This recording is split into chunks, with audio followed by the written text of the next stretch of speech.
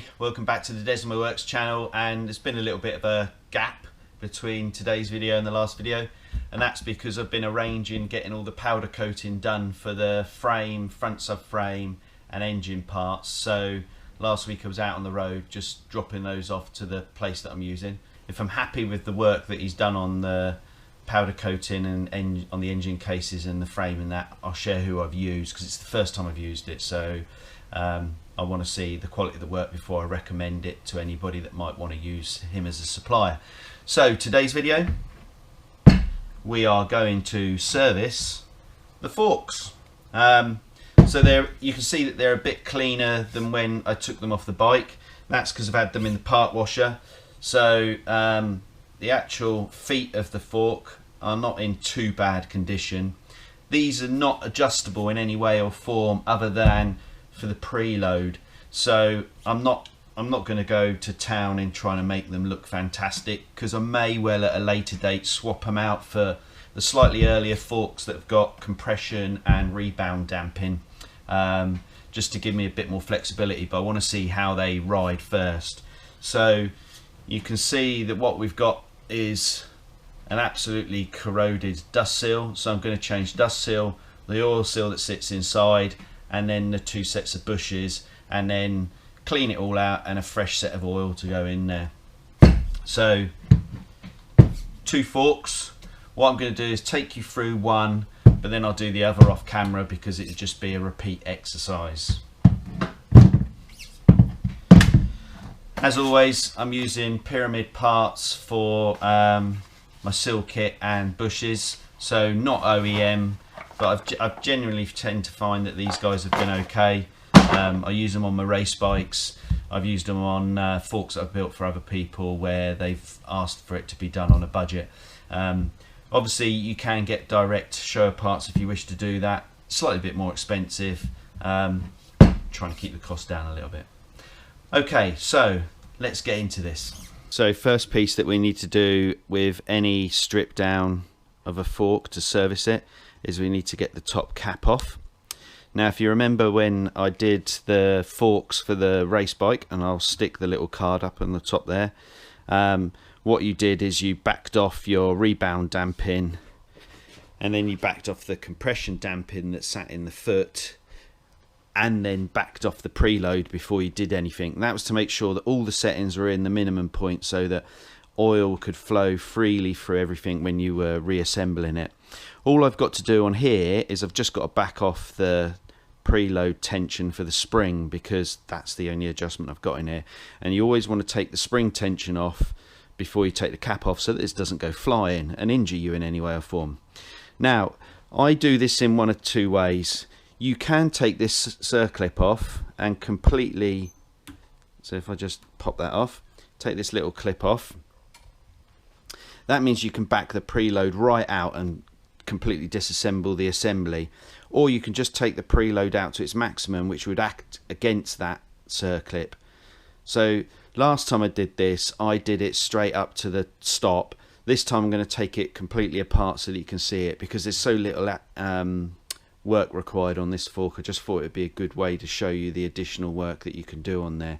So let me grab a spanner and then we'll wind that out completely. I should also add, obviously I've got a fork vise. If you don't have access to a fork vise or a decent sized vise with soft jaws, you can do this part of the work of the fork in your yokes. So before you take the forks out, you can loosen this off, which will make your life a whole lot easier. So that just takes the preload adjuster completely out. Little seal in there. Now there's a little spacer with 3 feet in there that acts against the top of the spring for the adjustment piece. I'm supposed to be able to get that out. So I'm just going to get a hook and see if I can pull that out. But what it will come out with is the cap.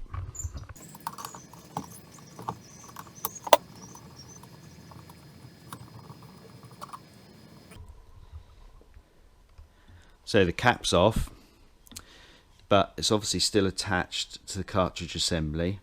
And if you'll remember from when we did it on the last video, there's a nut just underneath the spacer piece and the cap, which you've got to pull this down. What I'm going to do first is I'm just going to empty all of the oil out. So let's just pull that out and we'll empty the oil out into the tray.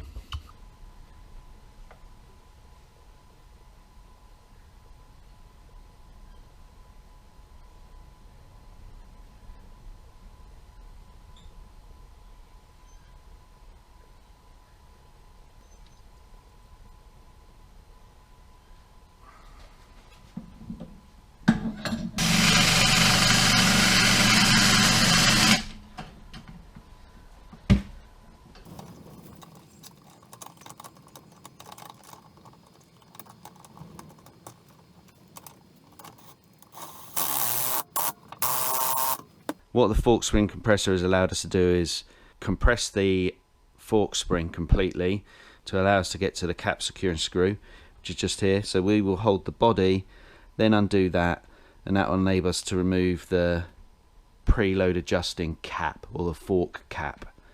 Okay, so let's just do that. I'll just make sure that that stays out of the way nicely and we don't lose that.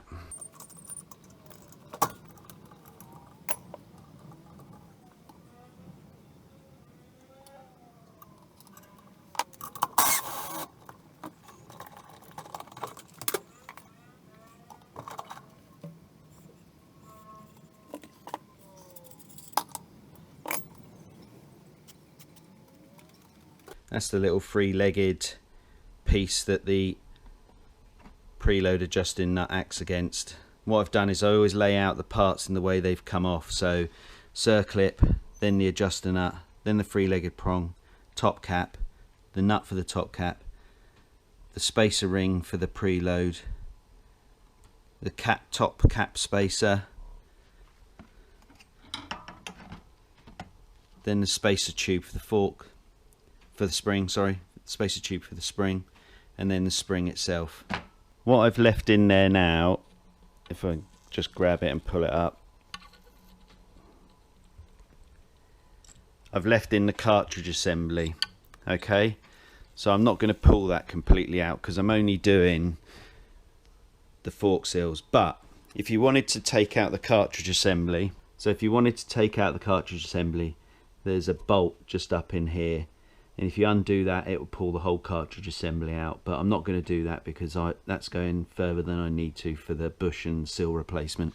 Right, this is the brutal part because I need to pull the fork leg out, which has to go past the bushes, which is a resistance or interference fit. So what I'm going to do is just pop the dust seal off first, and then we'll take off the oil seal retaining clip, and then we should be able to pull this out.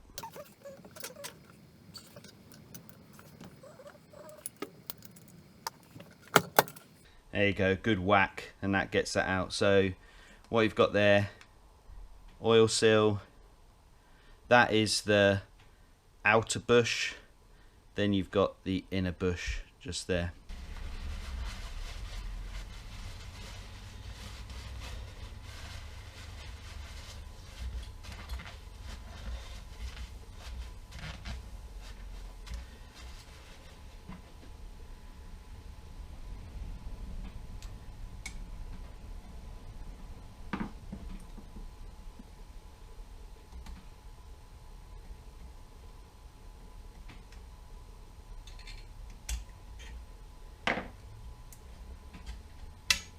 Inner sliding bush,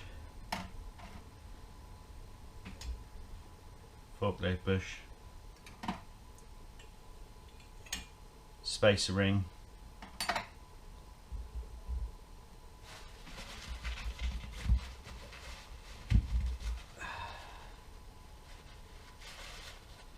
old oil seal, retaining clip,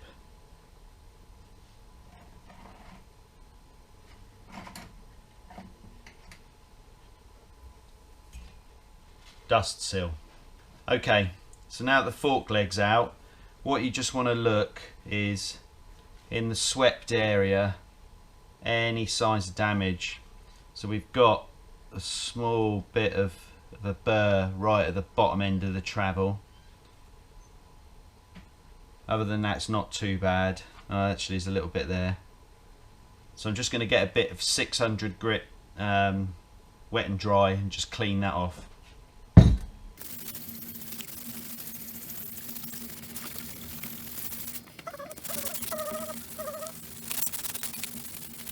Okay, so you just see where the little nick was. That's nice and smooth. Can't feel anything on there at all now.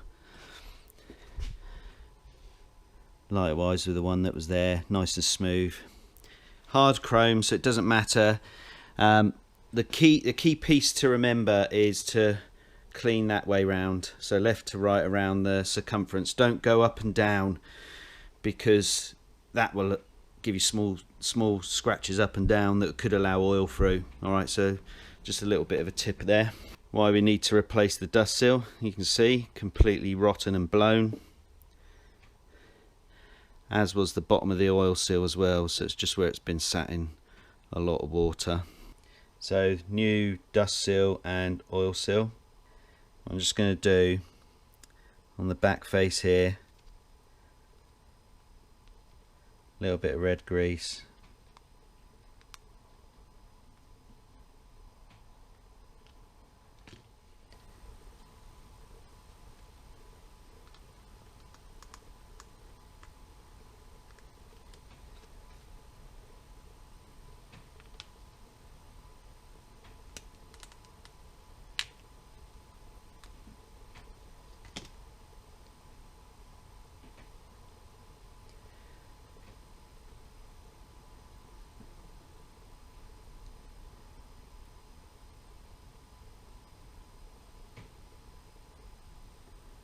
Okay, the piece you've got to be careful about when you put the seals on is there's obviously a lip here, which is where the bushing normally goes, and these kits come with what's called a seal buddy, which enables you just to protect that area as you put the seal on. So let's just put the dust seal on first.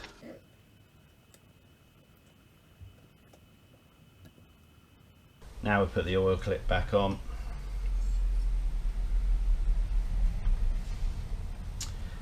Then the oil seal, the lip part faces down.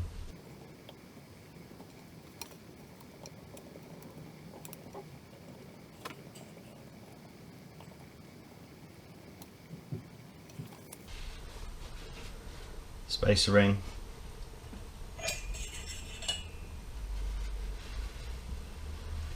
Fork spacer, or bush, out fork leg bush. Inner fork leg bush, and you just pull that apart.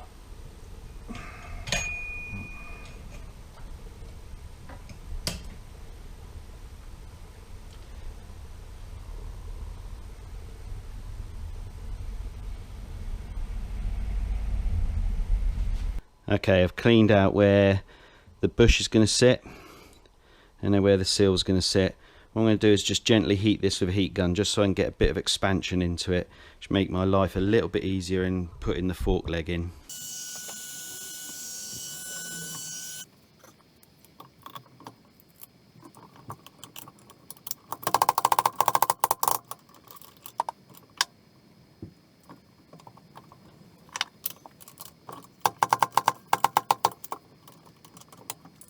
So that's the seals and bushes in. One quick check we need to do, just bring it up till you feel it stop on the bushes, and then just let it fall.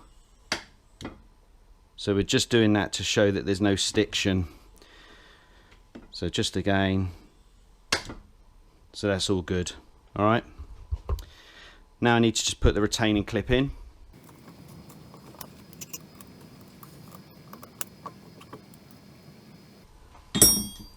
And then dust seal, last piece.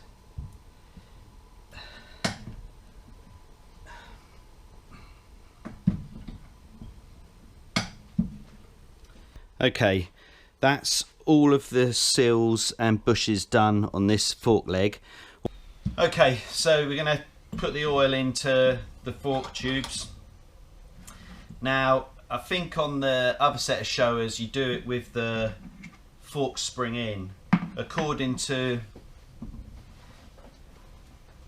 the Ducati manual, for these fork legs we don't put the spring in first. It uses half a litre roughly. So I'm using castor oil 10 weight. The Showa oil is SS08 if you want to use the actual correct weighted oil. This has got a just slightly lower viscosity rating, so it's ideal drop-in alternative that I'm going to use. Alright, if you want to use the original SS08. A question that somebody asked is how come the fork oil gets so dirty? It's because that rubs against the side. So if you think about how a spring operates, it's never going to stay perfectly straight as it goes up or down. And what happens is that side of the spring just rubs in against the inside leg, and that's what creates all the dirt.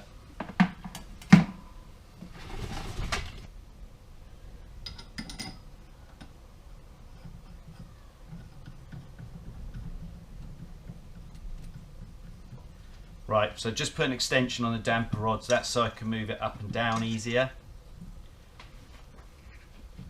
What we're going to do is just pour this in.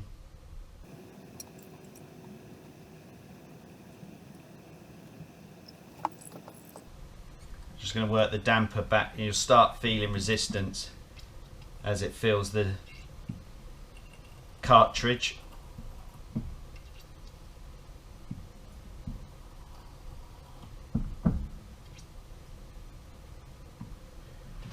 And then fill the rest up.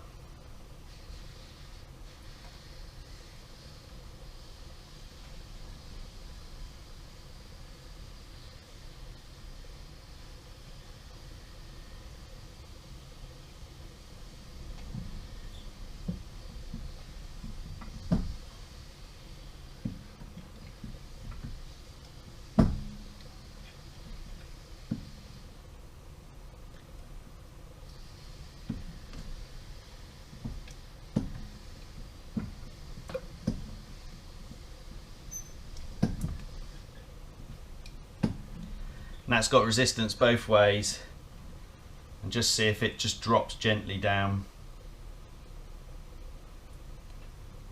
Okay, fork level's 94mm.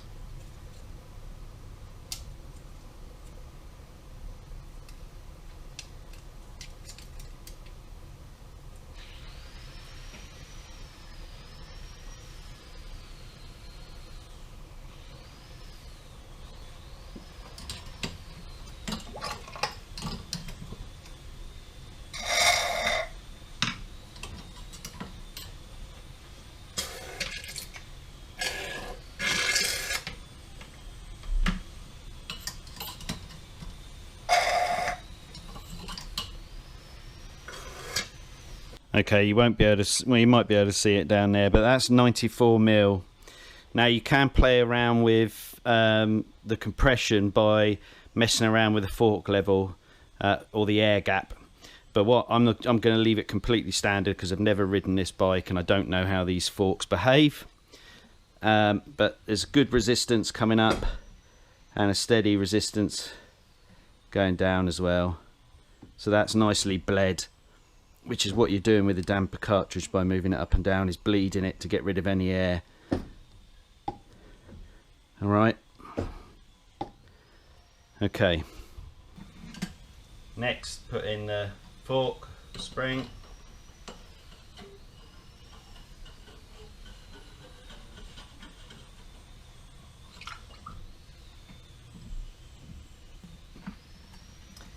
Then the tube.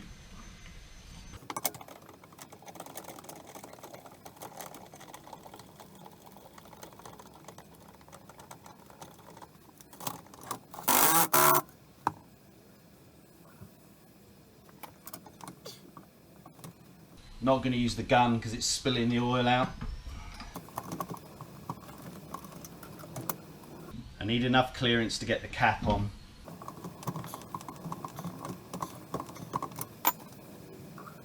Make sure as you put every component on that you just give it a wipe of dirty oil off.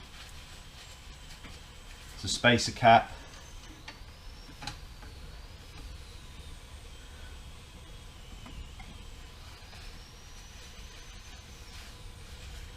Ring.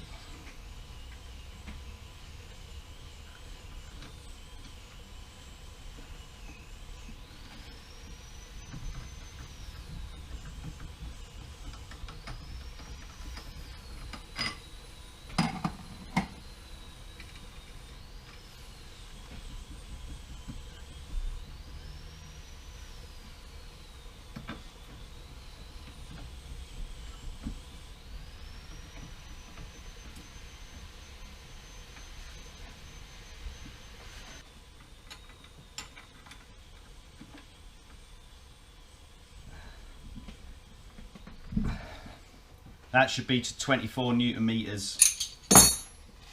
Okay, we'll let the spring tension off.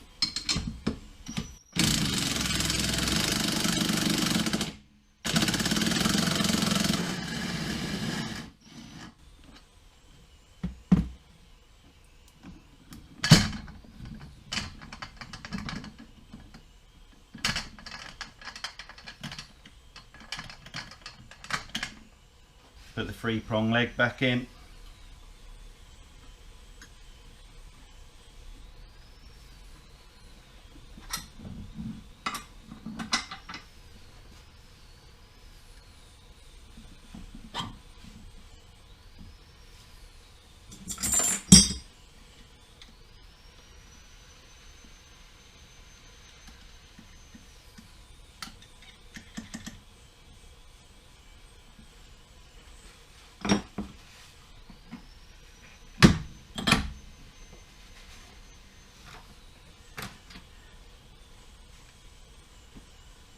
A little bit of grease around the seal.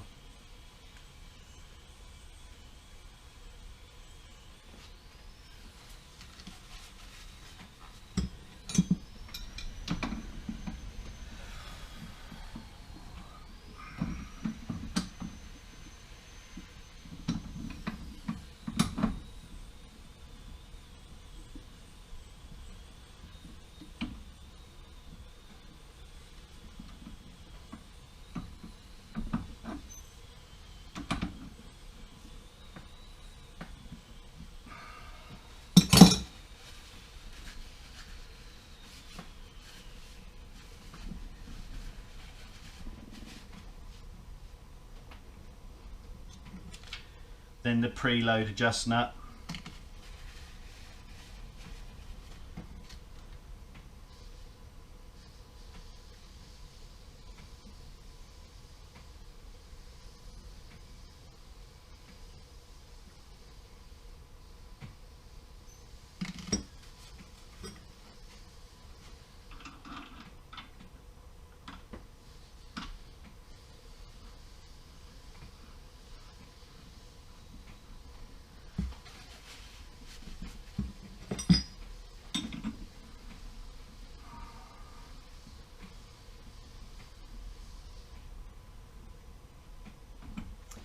Expose where the clip goes on.